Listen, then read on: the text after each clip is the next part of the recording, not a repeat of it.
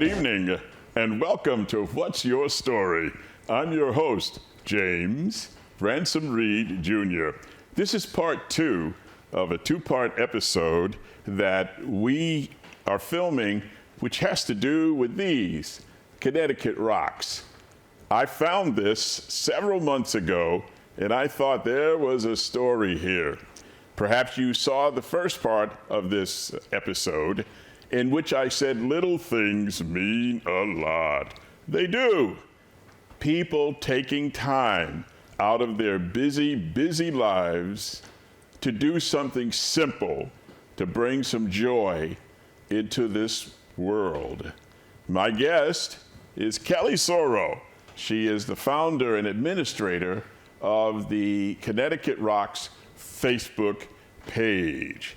Kelly, let's do part 2, shall we? Let's do it. All right, let's tell our audience the process. How do I end up doing this if I wanted to be a Connecticut rock person? Oh, okay. Well, to be a Connecticut rock person, you just need a Facebook page. You can go on to, you could type in CT Rocks, and it will pop up, and it will ask you a series of questions just to make sure that you'll follow the rules, which are pretty simple, you know.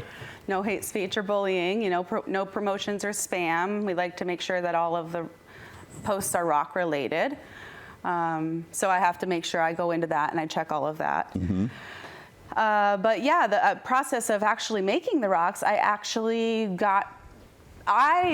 am not a rock painter so much as I am a canvas painter. Did you do that rock in front of you? I didn't. I found this one. You found? Where did you find that? I found it in Stafford, Connecticut. Stafford? Which is a town that I work in, yes. Okay.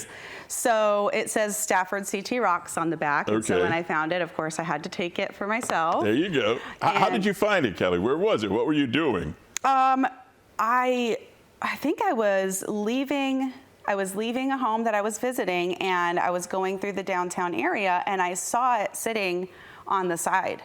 And I said, is that what I think it is?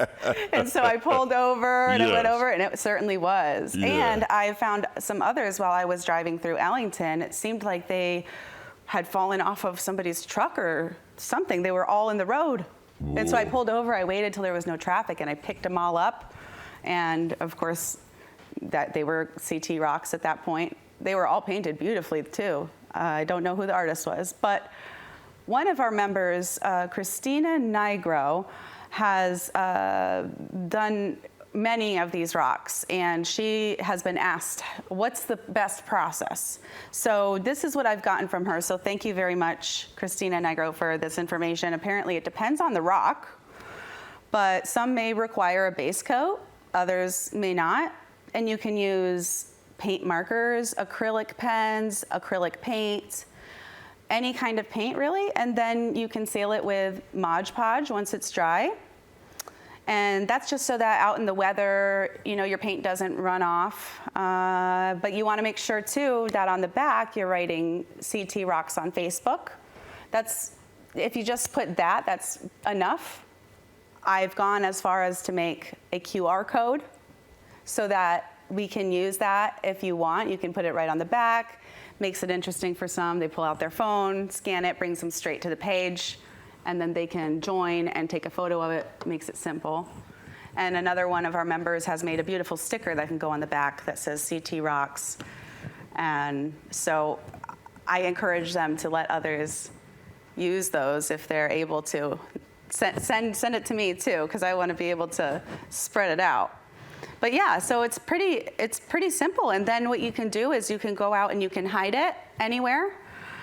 And some people take a picture of where they hid it, and we'll put like a little, clue, come find me, where do you think I am?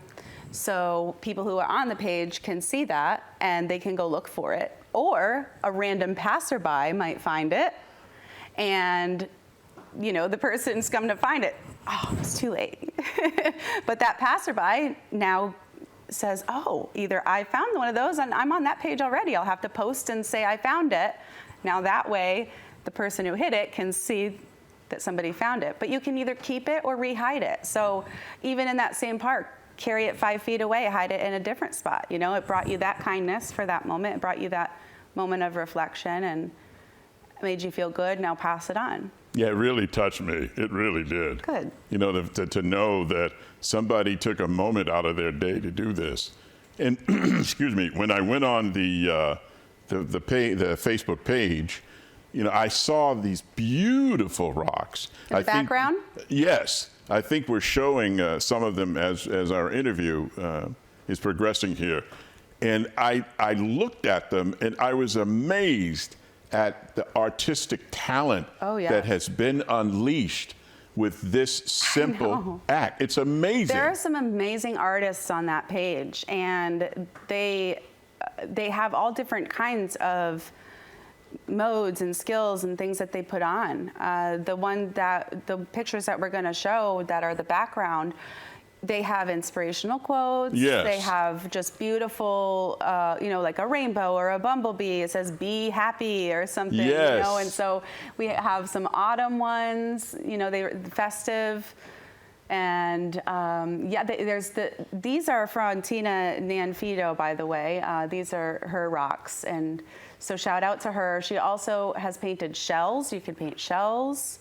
Some people use slate rocks. It really doesn't matter what kind of rock you use. And I think it's just the message behind it. Kelly, this is not just contained to the boundaries of Connecticut. No, sir. Okay, talk about what you know about how far it has spread, please. Yes, so after administrating this page for the past 5 years, I've seen these rocks go all over New England, as far south as Key West, Florida. I've seen them go as far west as, did I say west before? I meant south. As far west as California, Hawaii, Nevada, and everywhere in between, Illinois, Oklahoma, and they've even left the country. All right, do you know where? Yes, they've gone to Canada, the UK, and I saw one, St. Helena Bay, South Africa. That amazed me. I mean, they're traveling across the world. This is now global. So people are painting rocks, traveling, and taking them and placing them in spots all over the globe. Correct. And then somebody in South Africa may find that rock and come onto our page. And I just find that to be very interesting, you know. And then they might do it over there. They might get an idea and say, hey, we don't have this here. Maybe I should start one. What theme is that your rock there? Oh, no, I found this one. Oh, you found that one. But I would probably make one like this. I don't know if I'd have a particular theme. For me, it's all about what I'm feeling in that moment. You know, I might write an inspirational quote. I like those. I sometimes like to just paint natural scenes. I might make an educational rock. I like to do those. I like to make them also geared towards children because it really attracts their attention, you know. So I've seen some that are painted like Cookie Monster or Elmo or a Minion, and it catches their eye in a pile of rocks in a park that are all brown. Yes, yes. Right? You see this yellow Minion standing out, and that's so exciting. Yeah. And then, of course, now mom and child or dad and child family are all involved in this. Yes. And they have to find out what it is all about. And then perhaps they want to do it. The children say, I want to make some. Now, you said earlier, I believe in the first part of our interviews, that teachers are using them in the classrooms. Oh, I've seen it, yeah. What did you see? What are the teachers hoping to accomplish? I think they're trying to teach children how kindness works, and that it's not limited to just the interactions that you and I can have together, or just the interactions in the classroom with their peers or their family members, but that kindness can spread so far, and how social media works, how quickly it works, that's something that, children need to process. They need time to process that, and how social studies teaches about geography, because they might get a rock sent to them. Basically, I've seen a post that says, we are teaching about these things in the classroom. We're looking for anybody to send us a rock from your state.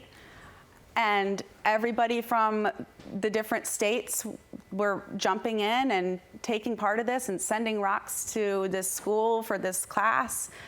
And it's just intriguing to me that it could go as far as getting into the classroom, because that makes my heart warm. Absolutely. That's where you live, right? Yeah. Okay. It just shows the movement. People watching this episode, some people might be a little hesitant, a little shy about getting involved. What would you say? How would you encourage them to get involved?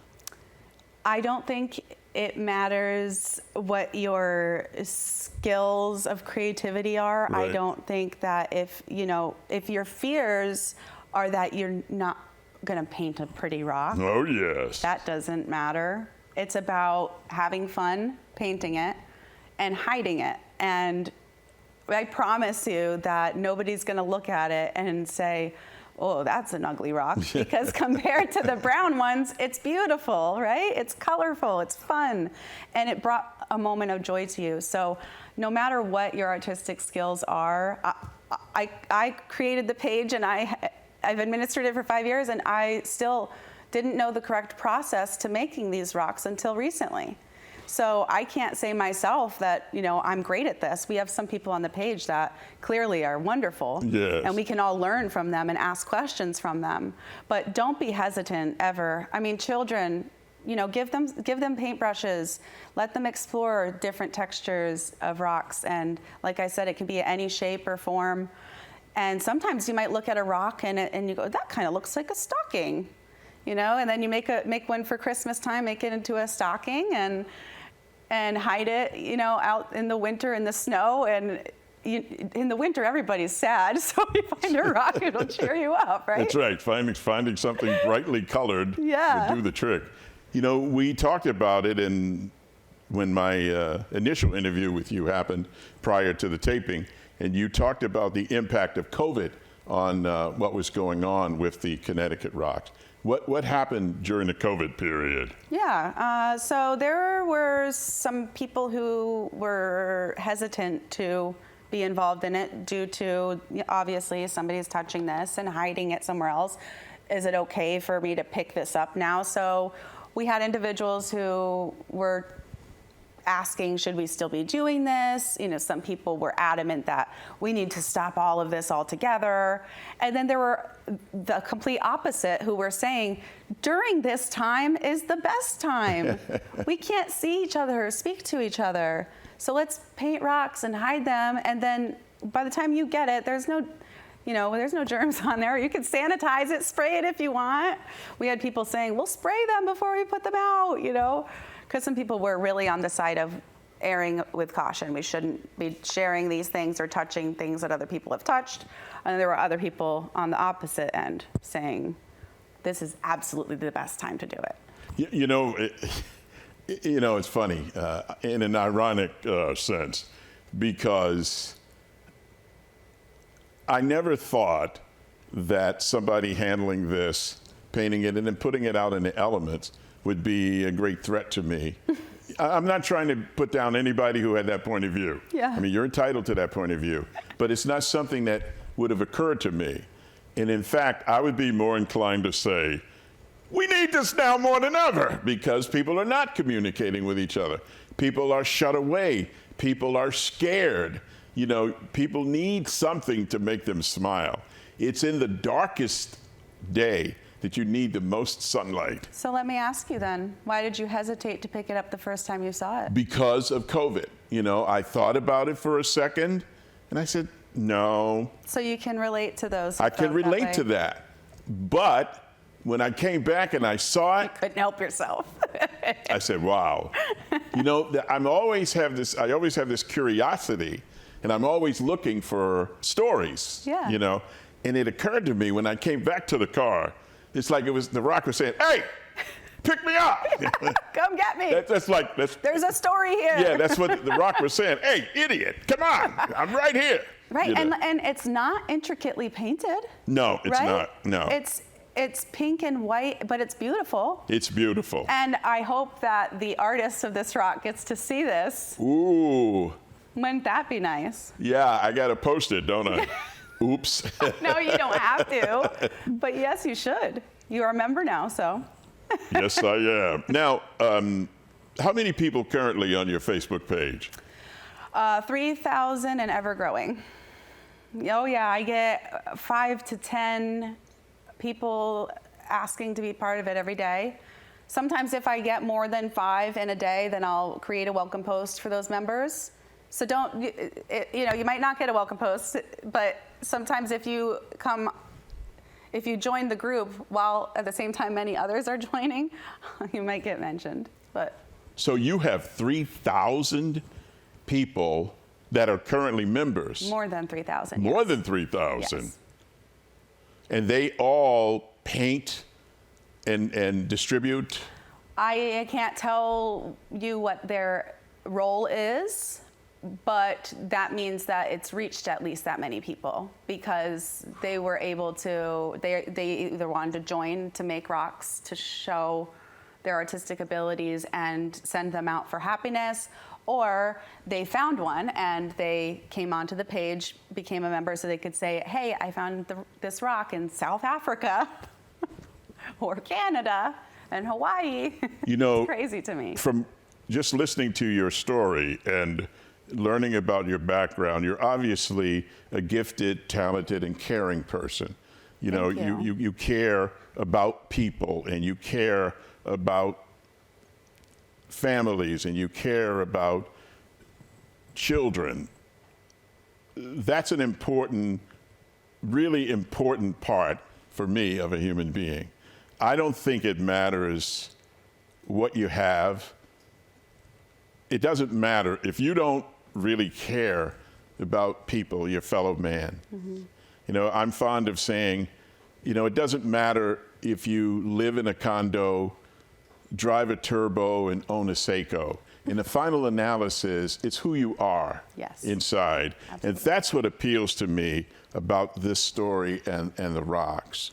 And I want you to look at me and say to the audience tonight why you would encourage an individual to move forward and get involved in something like this. Why would you encourage someone, the listening audience, the 75 or 80,000 people? Oh, you had to remind me. Thank you. Why would you say get involved? Well, so I can't, I can't take all of the credit for the idea of the Kindness Rocks movement. It's all over. And so I think you should get involved. Type into Facebook your town and see if your town see if your state has one and become a part of it, even if you start small, like in the town one, and you just feel comfortable with your immediate community doing it. Then you want to go statewide, you know, that's fine. I think it doesn't take much to do something like this, and it means so much. So doing, like you said, something so little can mean so much. You know,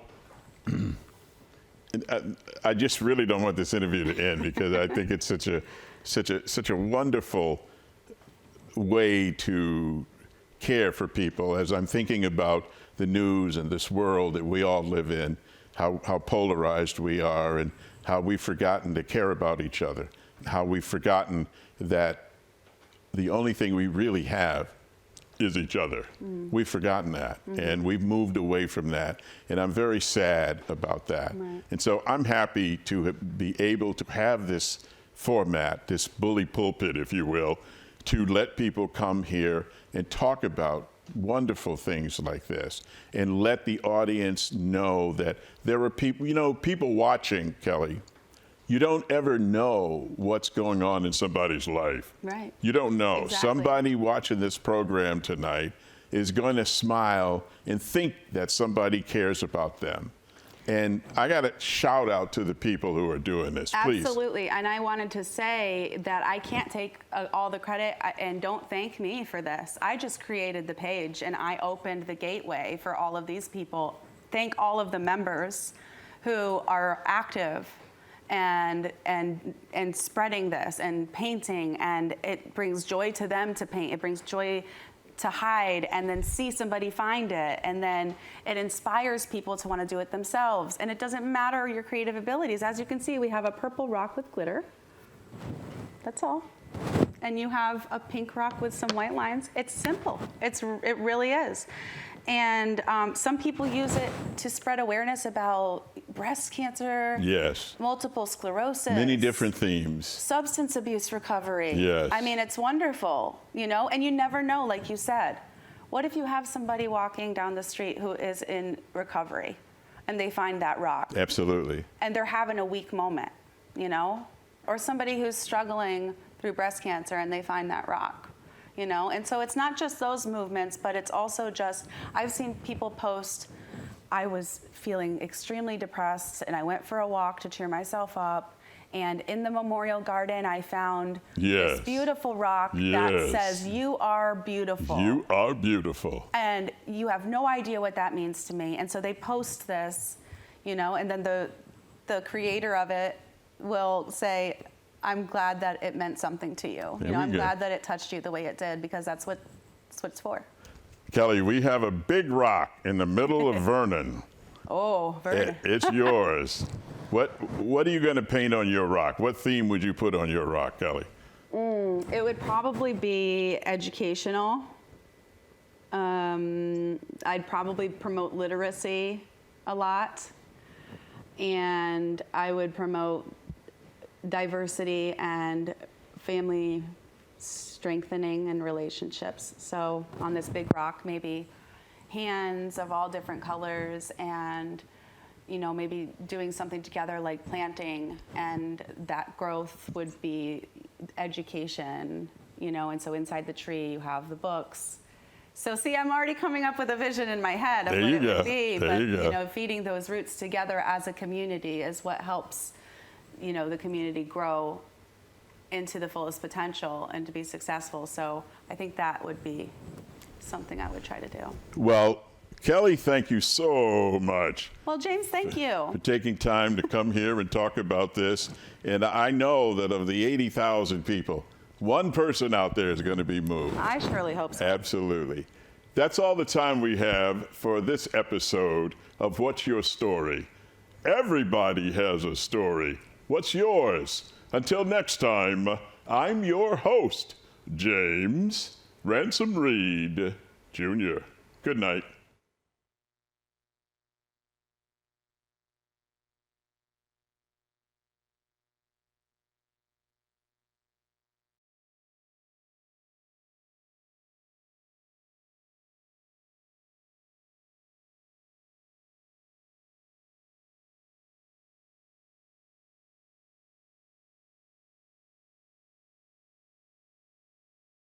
The Saybrook Fish House in Canton has been serving fresh seafood, chicken, and steak entrees for 34 years, offering 3 cozy dining room settings, a newly renovated pub with craft beer, wine by the glass, specialty cocktails, and a lighter fare menu. Open for lunch and dinner 7 days a week. Reservations accepted for parties of 2 to 42, and gift certificates are also available. The Saybrook Fish House, nestled at the crossroads of Route 44, 202, and 179 in Canton.